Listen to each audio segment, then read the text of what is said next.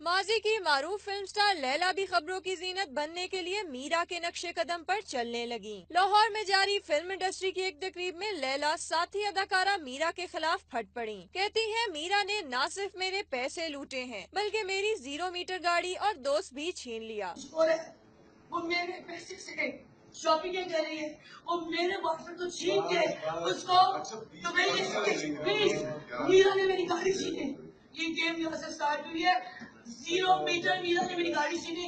साथ ही अदाकारा पर चढ़ाई करने के अलावा लैला ने मीडिया पर भी गिले शिकवों की बारिश कर दी। बोली मेरे भाई की वफात पर कोई खबर नहीं लगाई गई, ना मीडिया मुझे खबरों में जगह देता है, जबकि मीरा को सारे लिफ्ट करवाते हैं। मेरे भाई को मार दिया गया, मेरे अब्बू को मार दिया गया, मीडिया नहीं आया, मीडिया ने खबर नहीं लगाई।